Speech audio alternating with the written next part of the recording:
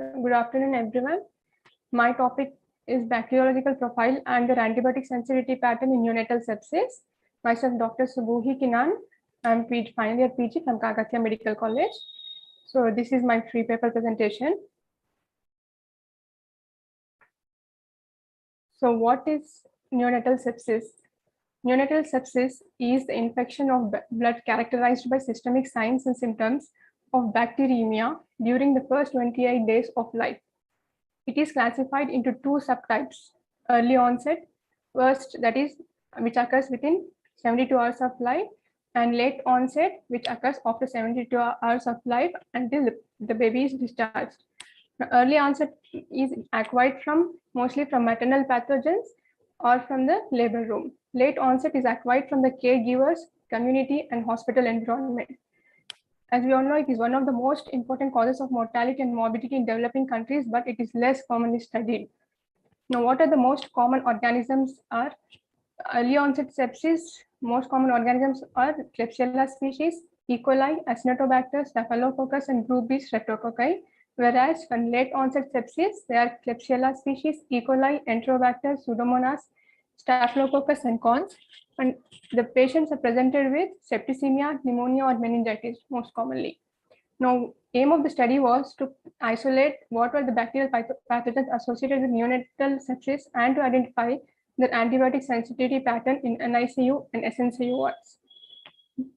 So that this will help to determine the organism causing sepsis, and appropriate antibiotics can be suggested to the pediatricians for effective management of neonatal sepsis. What are the methods and materials used?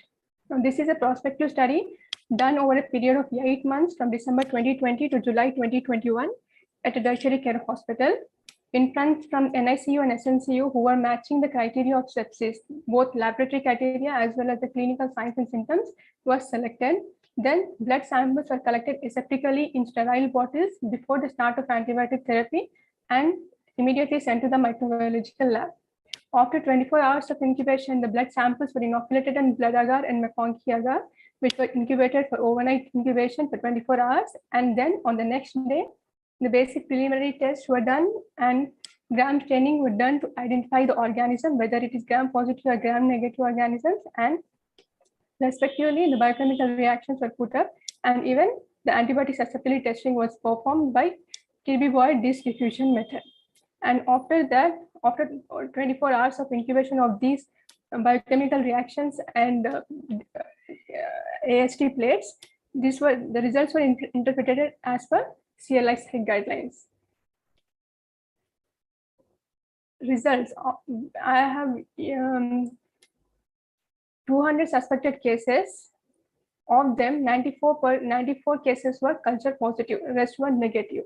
Among these, the most common organism which was isolated was Klebsiella species, accounting to 49 cases, followed by Acinetobacter 19 cases, Coagulase negative Staphylococci 13 cases, and Pseudomonas, Staphylococcus aureus, and Enterococcus were the other species identified. Now, in this, we noticed that the gram-negative organisms are most commonly associated with sepsis than gram-positive. As we can see in this, the Klebsiella species were out of the 94 cases, it was 49 were Klebsiella species, accounting to 52.1%. Similarly, the Acinetobacter, it was 19 cases, accounting to 20%. Cons, 13 cases, accounting to 13%. Pseudomonas 9, Staphylococci 3, and Enterococcus 1. Now, in this, most of the cases are early onset sepsis. That is, most of the cases were babies presenting within 72 hours of life, and among them, male babies were affected more compared to females. Now, this is antibiotic sensitivity pattern for gram-negative organisms. In this, these were the antibiotics which were selected for AST.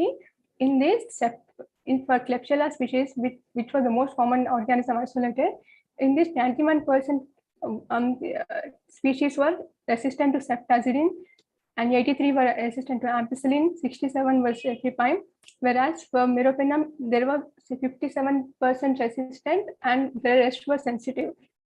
Similarly, for peptides, it was 55% resistant, the rest were sensitive. So, For meropenem and piperacillin tazobactam, the sensitivity is little higher. The sensitivity of gram-positive organisms is for cons and staph, antibiotic selected for teicoplanin, vancomycin, and linezolid. Of this, most of them were sensitive to linezolid. Both were sensitive to linezolid, accounting to 28% only resistant, 15% resistant. Now, in conclusion, in our study, we conclude that the most common organisms causing neonatal sepsis were Klebsiella species, and this was mostly multi-drug resistant, due to which the babies were not responding to the baseline drugs. So we started doing the study to know what was sensitive and what is the empirical treatment should be given for the management of these patients. It was sensitive to meropenem and piperacillin tazobactam, hence we recommended these drugs for the management. Follow-up was done and noted that there was quite good improvement in babies and decrease in mortality and morbidity. Hence, there is a need, everywhere there is a need to implement antimicrobial stewardship programs to rationalize antibiotic usage so that there is proper use of antibiotics and decrease in resistant patterns. These are my references.